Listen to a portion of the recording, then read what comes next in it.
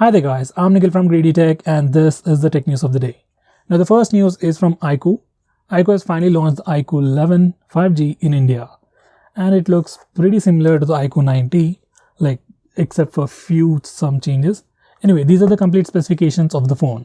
It sports a 6.7-inch AMOLED display with a 50 megapixel primary camera with optical image stabilization. It sports a Snapdragon 8 Gen 2 processor coupled with Vivo V2 imaging chip. It has a 5000 mAh battery and a 120 watt power adapter. As for pricing, it starts at 60,000 rupees for 8GB of RAM and 256GB of storage. And the next variant is priced at 65,000 rupees for 16GB of RAM and the same 256GB of storage. Next news is from Microsoft. Now Microsoft has once again invested about $10 billion in OpenAI.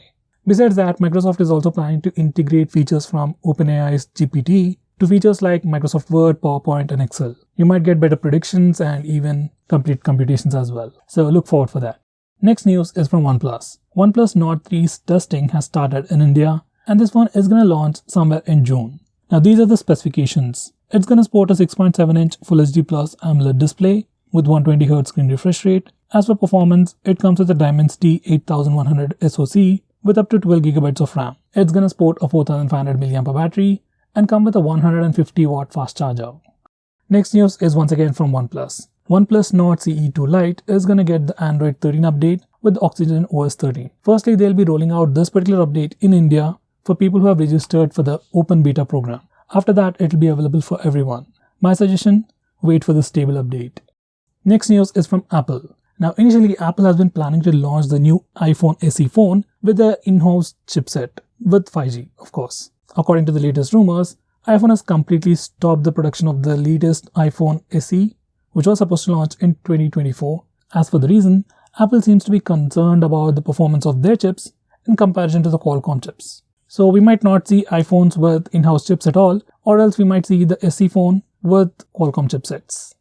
Next news is once again from Apple. Now Apple has brought in some new features into Apple Maps. Now you can check out parking related information directly on the Apple Maps. It will show you where the parking slots are. You can check out the parking availability and also book a parking space as well. Besides that, it can also show you charging points for EV vehicles, which is a pretty good feature, but Google Maps can do the same pretty easily.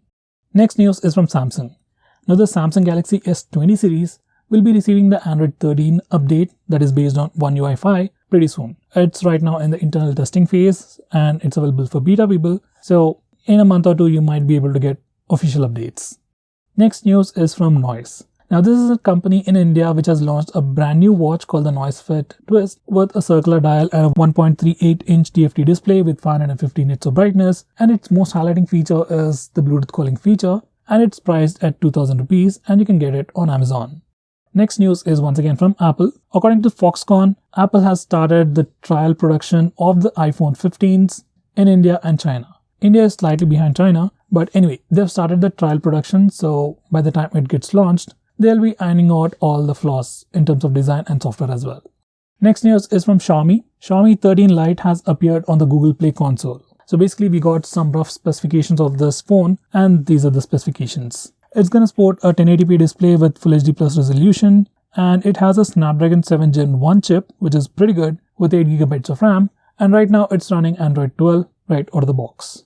At least in the benchmarks, it's Android 12. Next news is from Vivo. Now Vivo has already launched the X90 series in China. That's the Vivo X90, 90 Pro and the 90 Pro Plus. That's way back in November 2022. And now they're going to do a global launch where they're going to launch the same phone internationally. Now, we don't have any confirmed news from Vivo, at least in India, but we got a confirmation from the Malaysian branch that says that Vivo is going to launch their X90 series in Malaysia on Jan 31st. So we can expect similar dates globally as well, especially in India. Next news is from OnePlus once again. OnePlus Ace 2 has been certified for sales in China. Now this is the phone that's going to be globally rebranded as the OnePlus 11R, and these are the specifications. Now this phone is going to sport a 5000 mAh battery with 100 watt fast charging with a Snapdragon 8 Plus Gen 1 processor with a 6.7-inch Full HD Plus AMOLED display. Overall specs looks pretty good. Let's see the price.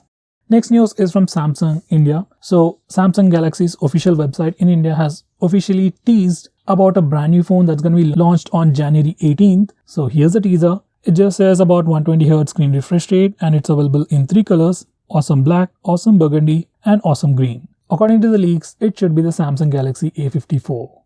Next news is once again from iQOO. So a brand new phone from iQOO has been listed on a certification site, and these are the specifications. It will sport a 6.5-inch HD Plus IPS display with a 13-megapixel primary camera, 5-megapixel selfie camera, with a Dimensity 700 processor and a 4900 mAh battery.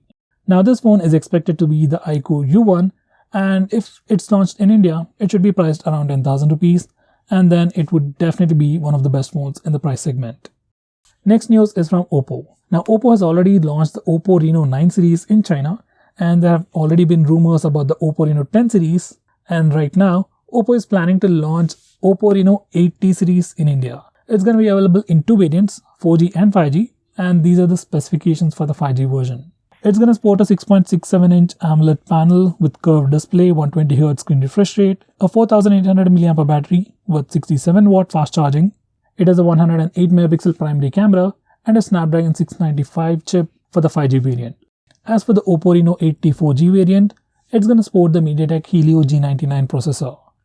If you want my suggestion, I'd recommend you to go for the iQOO phones, which offer you better value for money. Now for the final news, we got a brand new trailer for the Ant-Man and Wasp. If you haven't checked it out, do check it out. So guys, that's pretty much it for today. See you tomorrow.